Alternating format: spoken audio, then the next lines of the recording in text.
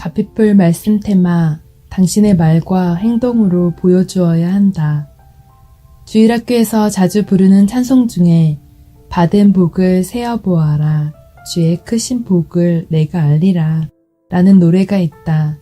내가 항상 감탄에 맞지 않는 복 중에 하나는 그리스도를 첫 번째 자리에 두려고 진심으로 노력하는 사람에게는 하루에 2-3시간이 덤으로 주어지는 경우가 많다는 점이다.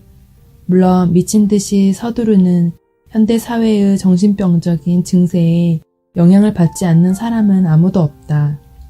그러나 우리 주인 되신 분이 이것이 바른 길이니 너희는 이리로 가라, 이사야 30장 21절 이렇게 말씀하신 것은 그분이 매일의 바쁜 일정 속에서 시간을 내어 일을 처리하도록 도울 방도를 갖고 계신다는 의미이다.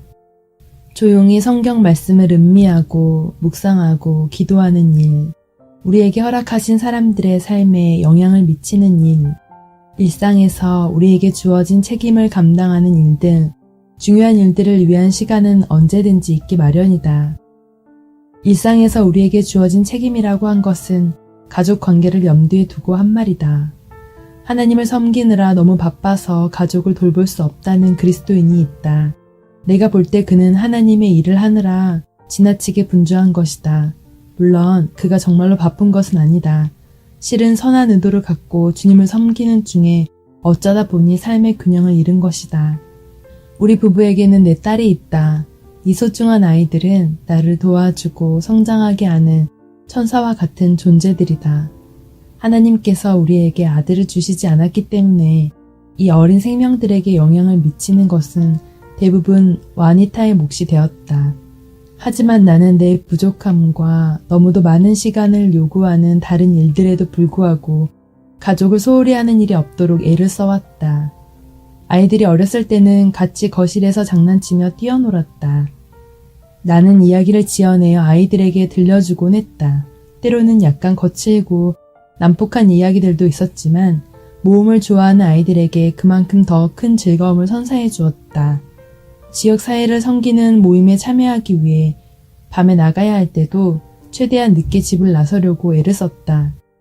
아이들의 작은 침대 옆에 함께 무릎을 꿇고 우리의 필요와 삶에 대해서 하나님께 자세히 말씀드림으로써 아이들이 인생에서 가장 중요한 교훈을 배울 수 있도록 충분히 돕고 싶었기 때문이다. 우리 가족은 성경 암송을 아주 많이 했다. 성경 구절을 많이 암송해 두지 않은 그리스도인은 총알 없는 총을 가진 사냥꾼과 같다. 이 사랑스러운 아이들이 제각기 믿음의 새벽을 맞이할 수 있도록 하나님께서는 그들을 돕게 하셨다. 자녀들을 회심하게 하는 책임을 교회에 맡기는 그리스도인 부모들을 보면 유감스럽다.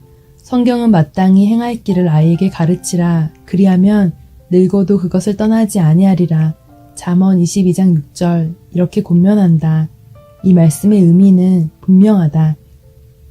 즉 나는 우리 아이들에 대한 책임을 져야 하며 하나님께서 그 결과를 보장하신다는 의미이다.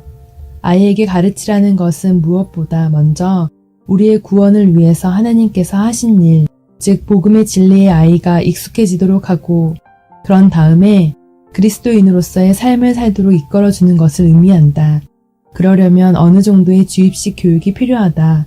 하지만 나는 훈련이라는 말이 더 적절하다고 생각한다. 공장에서 새로운 일을 가르치거나 어떤 지시를 내릴 때 신뢰를 보여주는 것만큼 강력한 효과를 내는 것도 없다. 아이에게 그리스도를 신뢰하고 그분의 영광을 위해 살라고 말하는 것으로는 충분하지 않다. 그것이 의미하는 바가 무엇인지 당신의 말과 행동으로 보여주어야 한다. 스탠리 템의 하나님이 나의 기업을 소유하시다 중에서 가피풀 말씀 테마, 당신의 말과 행동으로 보여주어야 한다.